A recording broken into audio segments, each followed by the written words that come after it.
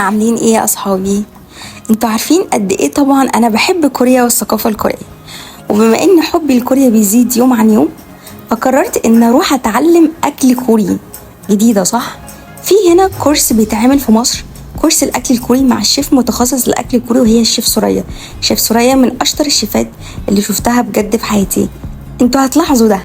كلكم عارفين ان انا لما ببقى عايزه اكل اكل كوري بروح مطاعم كوريه واعمل لكم ريفيوز عنها، لكن المره دي مختلفه. المره دي قررت اروح اتعلم الاكل بايدي واعمله انا لوحدي. فيلا بينا نشوف مع بعض. هنستخدم في الكيمباب بيض، خضار، سوسيس، تقدروا تستخدموا لحمة، تقدروا تستخدموا فراخ، تقدروا تستخدموا اللي انتوا عاوزين. بس اهم الحشوات لازم يبقى فيها شوية خضار. طب ايه هو الكيمباب اصلا؟ كيم يعني ورقة السوشي او ورقة اسمها الكيم، ورقة كيم. ف يعني رز، كيم باب. حد واخد فكرة ايه الطبق التاني اللي هنعمله فيه رز؟ بيبيمباب. بيبيمباب. الصوص بقى صويا صوص، تقدروا تعملوا صويا صوص. النهارده عليكم صويا صوص اللي هي الأجنبية اللي بتتحط مع الحاجة. في برضه اكسترا تاني بيبقى صوصات بقى اللي هي مع التوم وبصل اخضر ومش عارفة تغميزة يعني. في ناس بتحب الكيمشي، لو تعرفوا الكيمشي الخليل الكوري، بياخدوا حتة يحطوا كيمشي وياكلوا مع بعض. دلوقتي بقى شيف سوريا قالت لنا نجهز علشان نبتدي نتعلم منها خطوات الكيمباب ونعمله احنا. فانا بجد متحمسة قوي اني اعمل الكيمباب بنفسي. يلا نشوف. اول حاجة هقطع دي عشان كل واحد يستخدمها ونحطه بالخيط.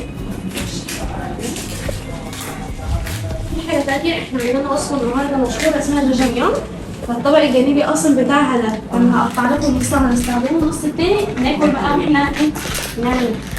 ده هتلاقوا ريحته وانتوا بتستخدموه ريحته قوية. ده لو انا بحتفظ بدي ما برموش في الزبالة، اوعوا، انا بحطه في العلبة تاني عشان ما يطلعش. حاجة دلوقتي بقطعه نصين، النص الاطول هستخدمه للكيم، النص التاني هقطعه دوائر صغيرة، وانا كده خلاص طبق جانبي. انتوا متخيلين؟ انا هعمل كده واقطع شرايح رفيعة. انا بقى عندي طبق اسمه طبق الفجر الاصفر. انا عملت الحله شويه اهي عشان تكفي.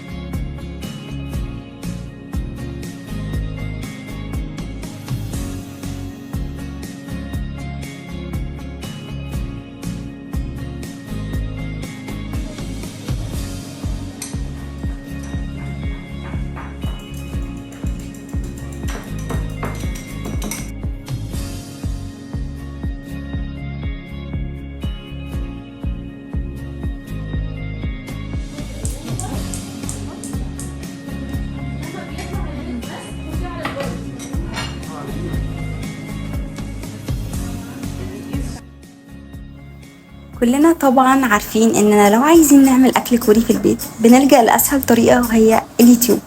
بنتفرج على فيديوز ونحاول نقلدها، بس برضو التجارب بتطلع بايظة. ولكن احنا دلوقتي بنروح كورس تحت ايد شيف متخصص مع ناس كلها بتحب كوريا. يعني مفيش احلى من كده. فلو تسألوني احب اكرر التجربة تاني، انا هكررها تاني، لاني استفدت الاستفادة اللي انا عايزاها، وهي اني اطلع الاكل الكوري زي الكوريين بالظبط.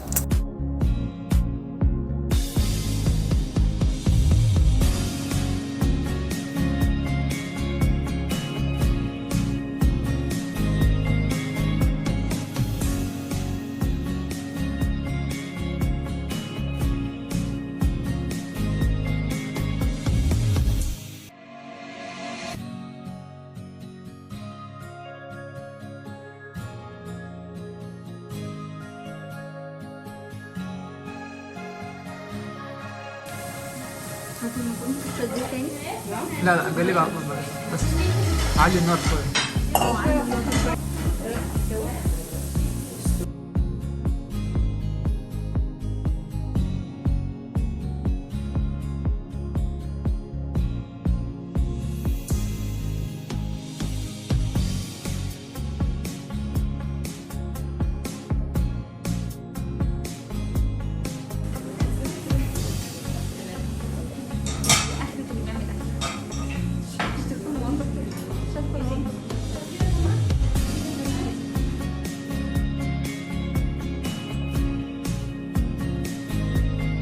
لازم يبقى معجن شويه. شايفين التعجين ده كويس لان ده اللي هيلزق في ورقه السوشي. لو نصايه لوحدها مش هتلزق اصلا. بشرب طبق معايا تمام، برد معايا تمام. لازم السطح يكون ناشف، لو في ميه دي هتخفف معايا. اوكي، فانا هعمل بالطول مش بالعرض. اول ما اشتغل ورقه السوشي الميه جنبي والخضار اللي انا عملته والرز اللي انا تبلته. هاخد كده كشف ايديا كوره وبعد كده في النص بعد كده اوزع. يبقى انا عندي الورقه لحد الحته دي انا هحط ميه في الاخر وانا بلف. فهمتوا ليه؟ انا هرص الخضار بتاعي. فانا عندي ايه الحشو ده الاساسي بتاعي خلاص. يعني انا لو عملت كده بصوا طب انا عايزه امسك ده. بصوا ايديا في حاجه وقعت.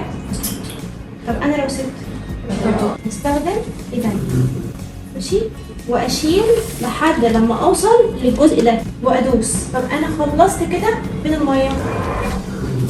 اوعى حد يحط الميه من قبل ما يلف. انتوا الورقه دي اصلا هتبقى عامله كده اول ما احط الميه. بصوا الف على طول.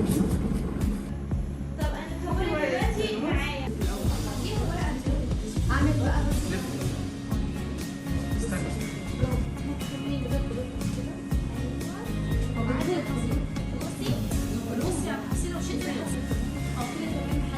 برافو. يبقى هناك بصي محتاجه ارص بسرعه وخليكي واقفه. انا هحط هنا بقى ايه بسرعه؟ ميه. ميه.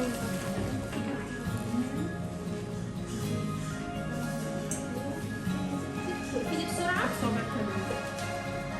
ايدك عادي مش لازم تسيبي. ايوه خليها في النص.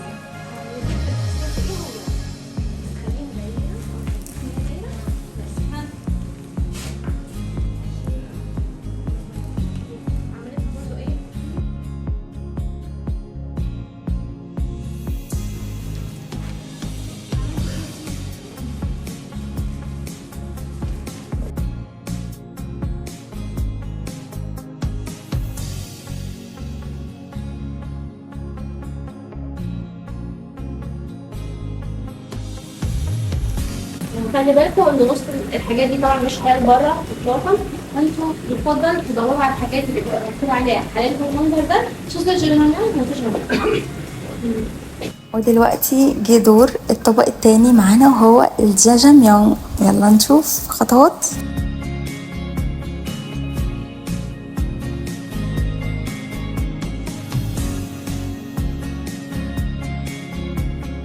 تعالوا بقى لطبق من اطباقي المفضله وهو البيبيمباب.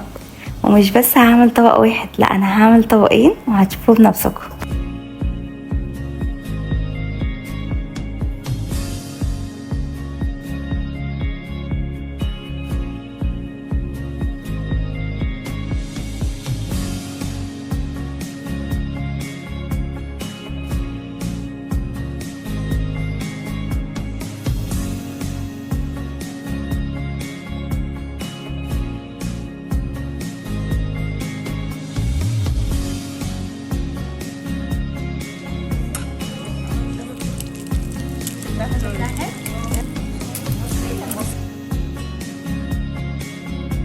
ممسوحه من دي.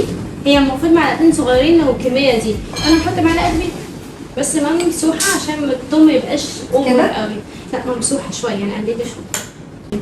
وانا ليه بحب الموضوع مريح على الاخر على الاخر. ايوه بس كده. دي واحده والثانيه. يبقى انا هستخدم دايما ايه حط معلقتين ونص كبار او 3 معالق كبار جدا. تمام.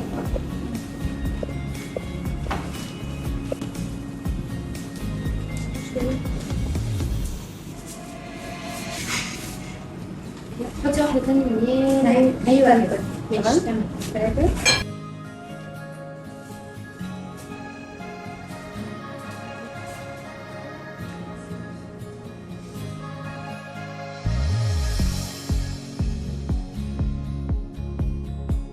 Finally, it's time to eat.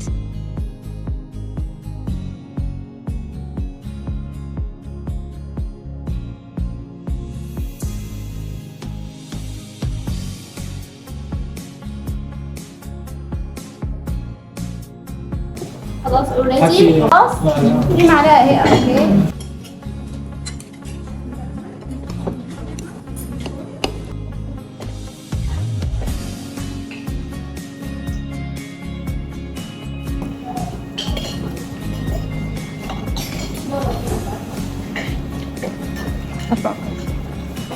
شوية